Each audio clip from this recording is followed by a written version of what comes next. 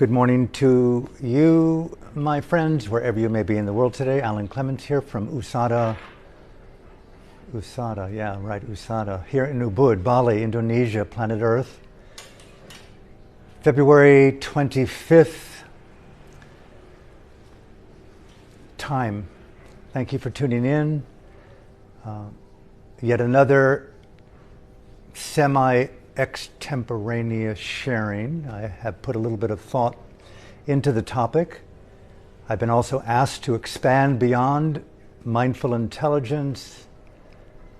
I dare even bring up the word ethics, integrity, viral genocide, existential anarchy, consensual intimacy, anti-war, anti-violence, except on the conditions of my integrity and the appropriateness of justifiable carnage in the name of.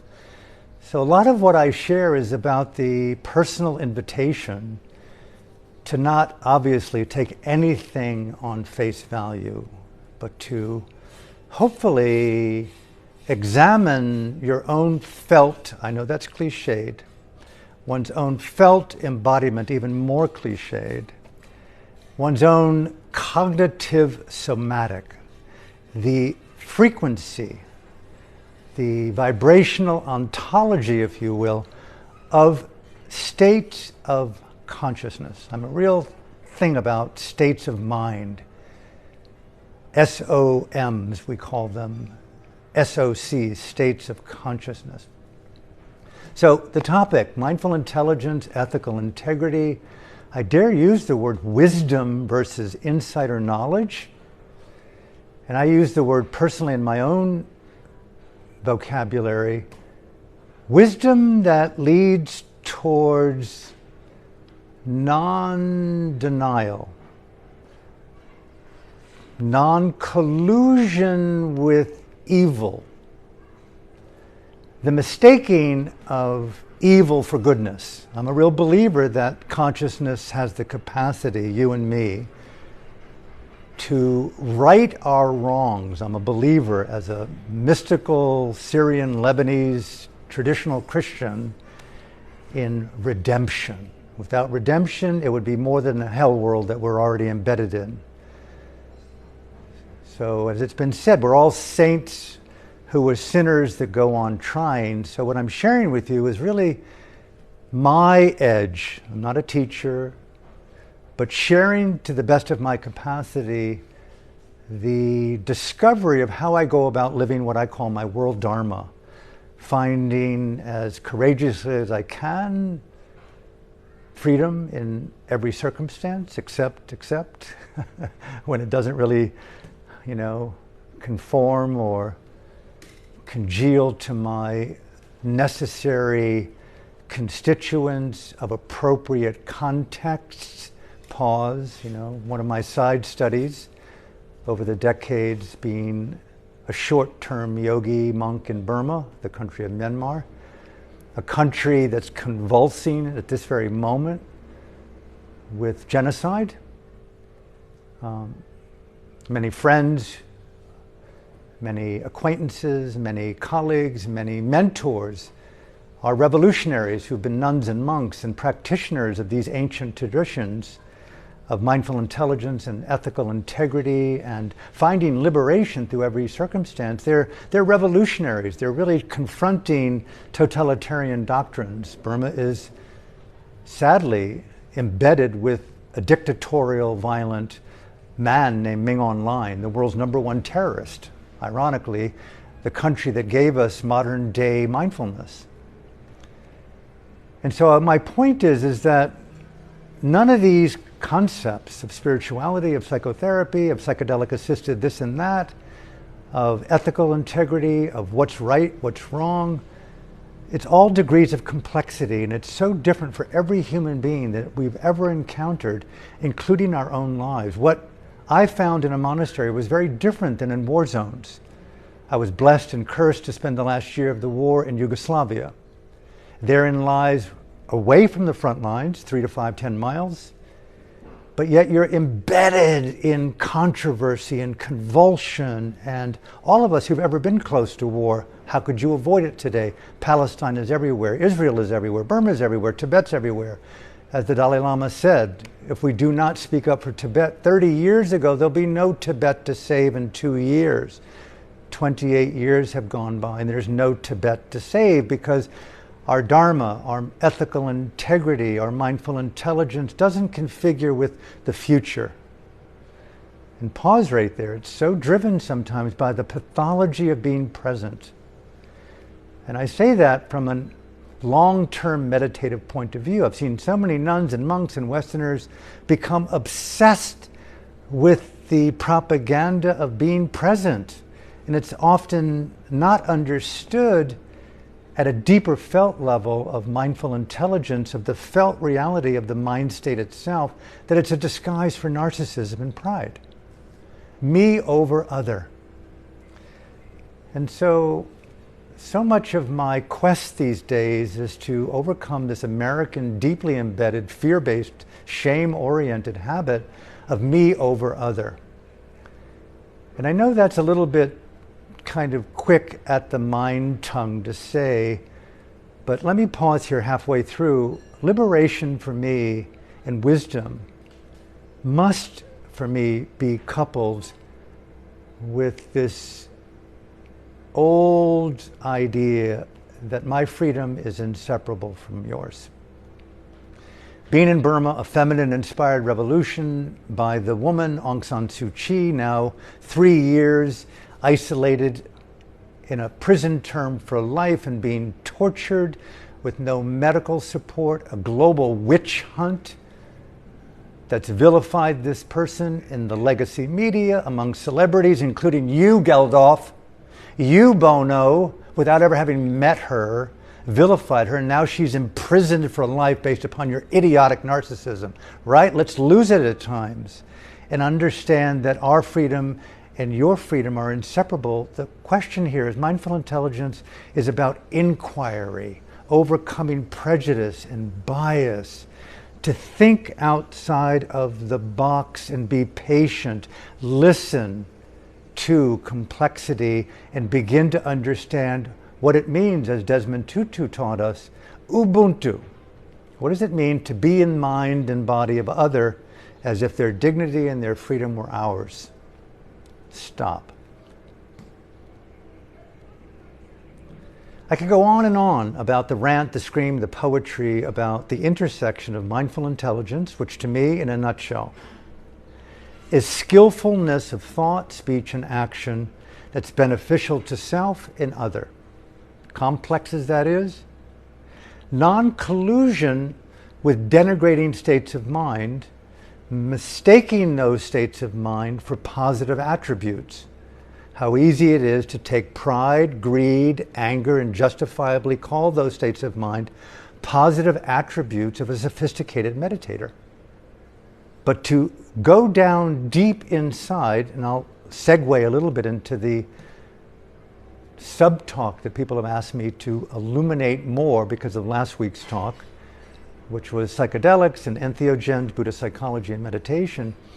But on the micro, slightly larger micro than micro dose of whatever it is that you call mind illuminating substance, there's a kind of an accountability that often comes when you feel things and you go, wow, wow, wow, wow, wow, that feels differently than how I felt it without the luminosity and the sensitivity of the psychedelic, with the psychedelic-assisted therapeutic savant, the goddess, the man, the woman, the trans shaman, who's holding psychic space with you to feel. That, to me, is the ultimate best-kept secret on the planet. Feeling without running.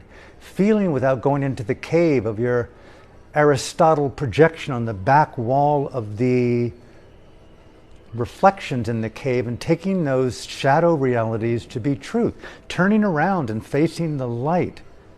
Mindful intelligence, ethical wisdom, courage, ethical courage is about the courage to feel.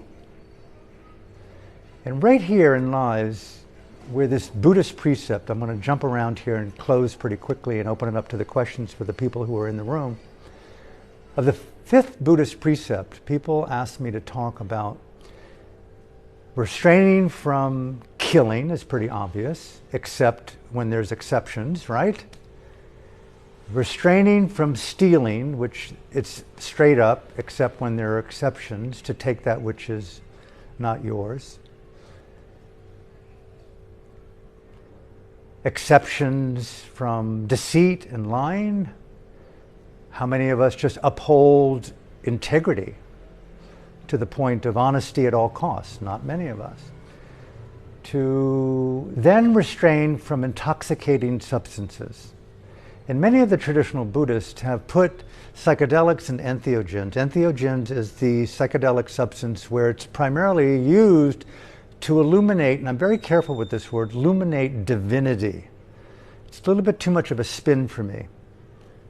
Divinity is totally rockin' if you live in a totally groovy, middle class, upper middle class, safe and protected environment. But all of a sudden you're living in Syria, Lebanon, Afghanistan, in a prison camp, in a prison cell. And divinity isn't an easy word to embrace, but the felt moral courage of a synonym for divinity is dignity for me. And so when I look at the word psychedelic assisted transformational wisdom on myself and overcoming the bias that it's not an intoxicant that illuminates moral courage, it doesn't bring me into collusion with aberrant behaviors. Self-deceit does. Pride does. Unrecognized blame does. But when I'm having the courage to embrace and to feel without racing and running, which is really another way of looking at meditation, sit and feel without the need to give life to avoidance, just feel. The psychedelic, the entheogen, often allows me to feel the nature of something as it truly is. Now, if I were to end right here, I would say that not only is the entheogen or the psychedelic not necessarily an intoxicant, but I would go as far as to say, and it's nothing original, that the term psychedelic activism should be, could be, I pray, becomes a global meme, and not only the healing among the beautiful minds in the world, but it should be mandatory use for whom? Presidents, some of the biggest pathological, idiotic mass murderers that the world has ever known in the name of my own country of democracy and freedom. It should be mandatory use that President Biden use ayahuasca. Why is that provocative? Why is he seen as some upholder of justice? Donald Trump, Macron,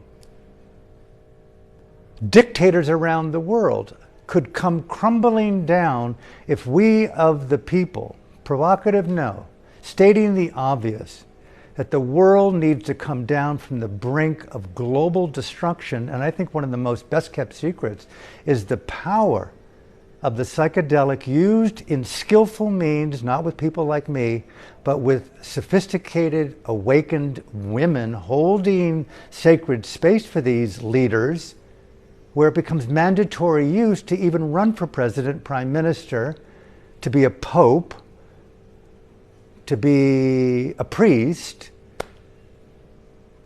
and you could throw in any other P word like pedophiles, and basically see that these global pestilence need our support to awaken from the moral obligation of killing off human life in the name of their evil and their denial. So I said it. It isn't just us working through ethical considerations in traditional Buddhism. I think we should be more and more outspoken, more and more morally courageous, more and more awakened in our activism not just sacred activism, but psychedelic activism, and employ these sacred organic substances and make it more and more available, more and more efficacious for leaders around the world to come together in their Davos psychedelic forums and partake of ketamine infusion, ayahuasca support, LSD support, 5-MeO support. Why is that provocative? If it could end war tonight, if Netanyahu would take a high dose of ayahuasca with Biden, with groups of famous, wonderful, thought-leading women around the world holding space in Jerusalem and Washington via Zoom to call off the murder, to call off the genocide of Putin's support of the murder of the people in my own country of Burma. Right now, I've got 20,000 brothers and sisters behind prison bars, systematically being raped and tortured in the name of evil that's going into denial, supported by Xi Jinping in China and Putin in Russia. If they had no weapons going through Singaporean banks, the dictatorship would collapse overnight. Why cannot that be said? So in my way of talking about these spiritual transformations from the safe sanctity of Ubud, and I'll end my little rant today, because it's become a very important issue as we embark upon the release of this upcoming global campaign to liberate Burma from what? Radically toxic patriarchy. And I think one of the only ways that we can really address radical denial of patriarchy and our collusion with paying for the murder of Palestinians and Israelis and Burmese and Russians and China. I love China, but I don't like dictatorship. And there's a way to make that whole big Berlin Wall of idiotic, primarily men, living behind suits in the sanctity of their bullshit families and doctrines and communist, dictatorial, totalitarian regimes. There's a way to break that monolith, and it's not just by us meditating anymore. And I promise to cause here. Back in 1965, on television, I was like 15 years old. I was looking at the TV, and there's a monk burning himself on the city square of Saigon City. And I went, holy shit. Got up close to the camera and looked. And Walter Cronkite was talking that there was an immolation in downtown Saigon where a Buddhist monk poured kerosene on his body and has lit himself on fire, and the whole world, generally in that one act of compassionate, radical, sacrificial grace, snapped out of a temporary coma of collusion with the American war machine. And all of a sudden it went, holy shit, what are we doing in the name of yet another lie? So when I talk about mindful intelligence and ethical integrity and wisdom and psychedelics and entheogens, you know, I don't know about you, but I am so done with me working on Alan yet again in a mindful daze and a haze of me becoming more and more refined, with me working it out on Alan yet again, and the privilege of his Ubudian white class, upper middle class, neo-colonialist privilege yet again, working on his mindful, barefoot, mindful presence over and over again. Right now, I could not encourage people to use the privilege of your conscience and your dignity and your moral integrity and your voice to not be silent, to speak up unless there is no world to save. And that's a little bit of my rave today. Thank you for tuning in. And from my heart to yours, thank you for supporting the good, the true, and the beautiful. So if there's questions or comments or things that you want to talk about, the unexpected today, just had to get that off my chest. Thank you for tuning in. Anything at all that you want to talk about, we can get down and just open it up. So just take your time. And if there's nothing, cool. About the talk, about questions, anything at all that's important to you. Nice to see you. Welcome back. No chair for you? I'm good. You're good. You can cross your legs like that. You belong on the floor, yogini. Sadhu, sadhu. Please, anything at all that might be important. Take your time. So when you said saving the world, I was sitting with this girl you saw me sitting beside, and she said there will always be evil and there will always be good, so there's no point in saving because there will be an equal balance of both. She told you that? Yeah. And may I ask, what did you think when she told you that?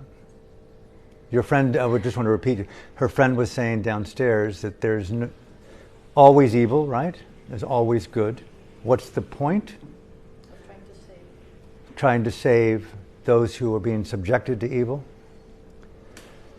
That's called being thrown under the bus in my book. Because I just, I don't know about you, but I've been around people who are subjected to evil. I'll tell you one little personal story, and I don't have an answer for that ultimately, but I do know that those who have the moral courage to stand up for those who are suffering, namaste. I just really love the boys and girls in the Warsaw Ghetto that sacrificed their lives to do something in the act of conscience to overcome those Nazi assholes, I love those people in Black South Africa that said, fuck you, white apartheid, put us in prison. When you read Nelson Mandela's book, A Long Walk to Freedom, and he turned the ANC away from nonviolence. He said, it's not working. These white pigs have got guns. And us black people have nothing but conscience and dignity. We got to be very skilled at selective, non-human targets. Let's go after dams and bridges. That's rad, right? And so they were caught and they were labeled as terrorists. No offense, just like Hamas, terrorists. That's the label of the white, democratic, upholding asshole men. The way to kill is call them the worst insult in the planet. Aung San Suu Kyi, colluding with the biggest asshole dictator in human history outside of Hitler and Stalin. They call her the C word, complicit with genocide. A non-violent, beautiful mind. Okay, my point? When they were given life imprisonment, you can read it in his book, Mandela and his group of other black revolutionaries, they got up and danced in court, celebrating life incarceration. Because why, he said? They were perceived as such a threat to the white machinery that we succeeded. I go like, whoa, man. I get a little bit of a mosquito bite at night and I go like, fuck, how come I can't afford more comfort and pleasure? You know what I mean? And like, to think that that man and his boys and girls were standing up for not just people of color around the world who are oppressed, but equally for the white man and woman. They have redemption in their heart. Mandela made the point that my friendship with my jailer was a higher priority at times. And yes, he said, there wasn't a day that went by that I did not think of freedom and the freedom of my people. What does that say about being present in the NOW? It's a cave for most people. The most cliched, dumb place to draw freedom from is being in eye contact presence alone. Whoopee. Okay, no offense, but I'm a satirist on stage. I like that. Whoopee. But turn that gaze together and says, whoopee, let's break the haze and the gaze and the collusion of our comfort, Mr. and Mrs. Narcissist, and work towards freeing other people. Let's join the revolution. So my bottom line is like, what would I want done if it was my daughter being raped in a gulag in Burma? I'd want someone to fucking assassinate the dictator. Just on the spot. When I was in the jungle of Burma, and there wasn't any heroics on my part, but I was there because it was my family. They gave me everything in life. These monks and nuns and the lay people of Burma, I mean, I was a broken maverick drug addict that went there. I happened to have the good sense to be very tenacious, but if I stayed in America, I'd be dead on the streets of LA with any number of different intoxicants. But in Burma, I went, and all of a sudden, a dictator took over the country. And I went, what? How can you be doing this? Attacking the monks and nuns and raping them? Bullshit, man. So I went to the jungles where all the students fled, and I went out there in the middle of nowhere, an apocalyptic, terrible guerrilla war, and boys and girls that I knew were fucking taking up weapons. And I was so dedicated to nonviolence as an ideal. And they could hear my silent judgment. You ever been in situations where you're not speaking, but you're judging? I know in the first experiences of LSD when I was a young boy, I felt like I was going crazy because I could hear the mind of other people. I was like, I could hear the things that I couldn't normally hear in my own mind. I was going like, wow. Okay, but in the jungle, when it's often life and death, you hear things and see things that you normally don't see. And so someone who was a monk with me turned around one day, walking through the jungle, going towards the front lines, and he threw his automatic rifle into my chest. And I won't get into the graphic details, but he was really calling me out. You MF, arrogant American, you come out here and judge us the way you do for taking up weapons. And he said, what if it was your wife who was being raped in the prison in Rangoon? Your daughter like that. And I just froze, you know. And he was so right, because I was just unaware of my lack of understanding of context being so critical to my understanding of moral courage. That's why the treachery of compassion and empathy sounds good, but don't try it. Don't try to put yourself in the mind and body of a boy in Gaza right now. You couldn't handle it. I'm not built for that kind of empathy. But up close you go, oh my God, you get so pissed. My point is I wanted to take the gun, I wanted to join the war. He was so spot on. And so I'm the first to go like, hey man, my partner in Zagreb in the war, always joking with me, hey Mr. Nonviolence. I mean, she's like,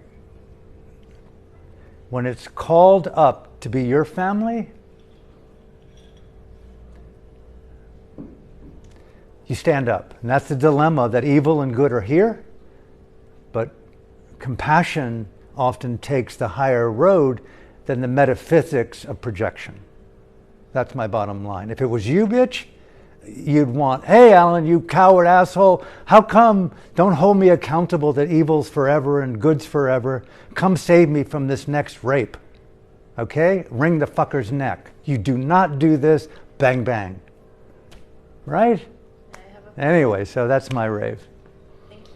I hope it goes viral, that people will hear that and go, take up the nonviolent weapon. Truth is a more powerful weapon than the AK-47 or the nuke or the drone. This is why these assholes that are colluding with their stupidity in American politics don't have what it takes to jar them from the swamp of their own conditioning. That's where the psychedelic comes in today. We don't have time for them to go to a meditation retreat. We don't have time for them to read Rumi. They're not listening to us little fledglings, but they would listen to the power of corporate psychedelics. Go to a high infusion intermuscular ketamine clinic in Beverly Hills, Mr. Biden, and get a pro bono set of 10 infusions week by week and see what that does to your forever war consciousness, dickhead. Right? So anyway, so that's me trying to lose it after a year of being silent. Ketamine's not psychedelic. So you had another follow-up question? Please take your time. I'm on a...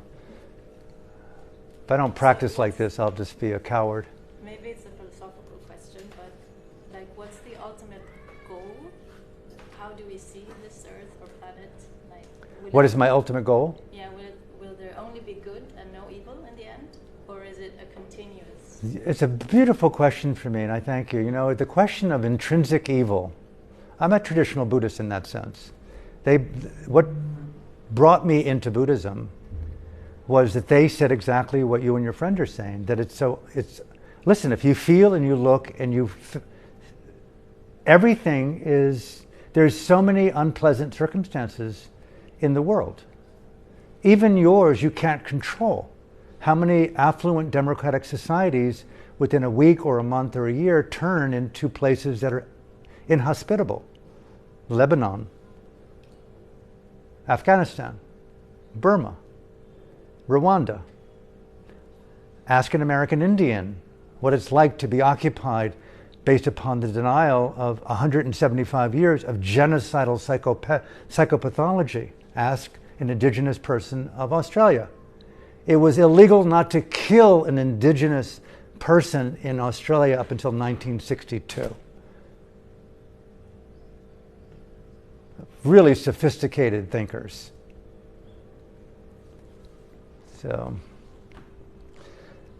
evil, for me, to be very frank with you, it's a bad design. I'm not a spinner, a mystical spinner, that it's just my illusion that sees evil. It's like you can't really avoid old age, disease, and death. I mean, to have a root canal without anesthesia is horror.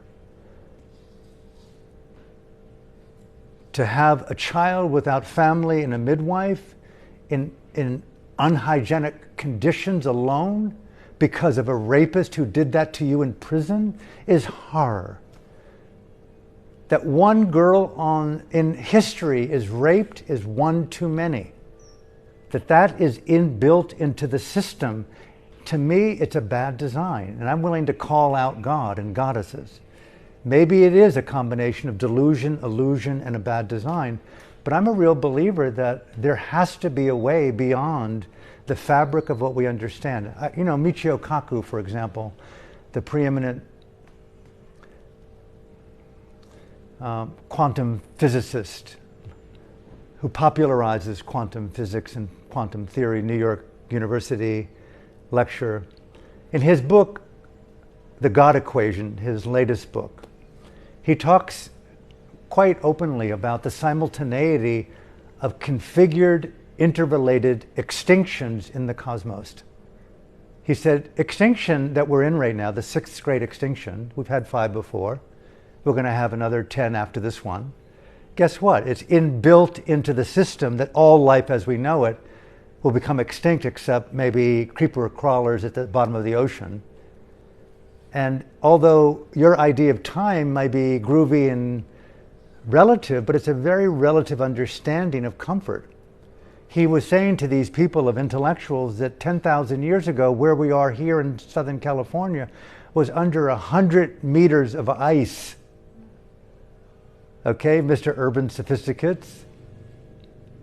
And right now in the universe, in the Metaverse, there's a quantum number of simultaneous areas, 100,000 light years square, going extinct based on radiation right now.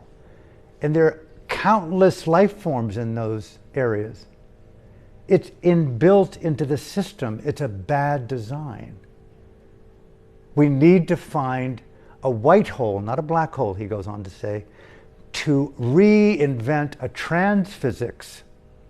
And this is where I'm not a traditional Buddhist. The Buddha resolved the dilemma in physics as we know it. But I do believe that there must be something in existence that's trans-Buddhistic. A 5th noble truth. A world where there isn't change, emptiness, and suffering. Permanent? I don't know what the word means. But there is no proclivity to violate, to commit genocide, or to hurt, or to harm. It starts out as sacred reciprocity and expands. Whether it's the life as we know it, call me a dreamer. I'd rather dream outside of the box of intrinsic evil and intrinsic good. Or that my enlightenment resolves my dilemma, but it leaves you, dude, to resolve your own. Sorry, namaste, good luck. May your karma work out, but guess what? You've got an infinite trail of past karmas that are going to lead you into the worst circumstances in the world, where you think your life as a centipede was bad. Wait till you're an octopus without food. Okay? And a good life for you will be a boy in Tibet undergoing genocide. Because at least you have food. You're not starving to death like it's going down in Gaza right now. And I have to say, I do not understand the human condition of what's happening in the world right now. It is completely unhinged. But my dad would say, Alan, what's new? Welcome to World War II. Americans, we took out 250,000 Japanese civilians in Nagasaki and Hiroshima with that little big boy nuke that went off and just evaporated life. That's called a genocide, right, Alan? I know you wrote a book about it in Burma, but you're an American, I'm an American. We committed genocide in the name of ending a war. So welcome to Netanyahu's belief, welcome to Biden's belief, welcome to Putin's belief, welcome to Xi Jinping's belief, welcome to those who justify evil in the name of good. That's even worse than intrinsic evil or intrinsic good. Those who believe evil to be good and those who believe good to be evil. Let's resolve that problem. And that's where mindful intelligence, ethical wisdom, and meditation and psychedelics interface for me. You know, still caring without exiting. But if it was left to my devices, I'll tell you, I've lived a good life. I'm out of here. I have no fear of dying. I have fear of other people dying. But I am making haste to navigating my future. That's my deepest felt truth. I am using the entheogen and meditation and mindful intelligence to navigate future forward desirable locations. That's a whole other set of teachings. So anyway, thank you for coming out.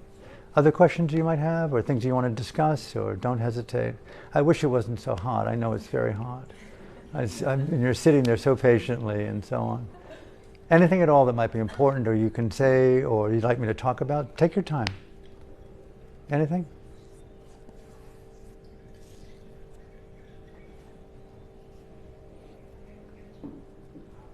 I will end today with, we have a couple of retreats coming up.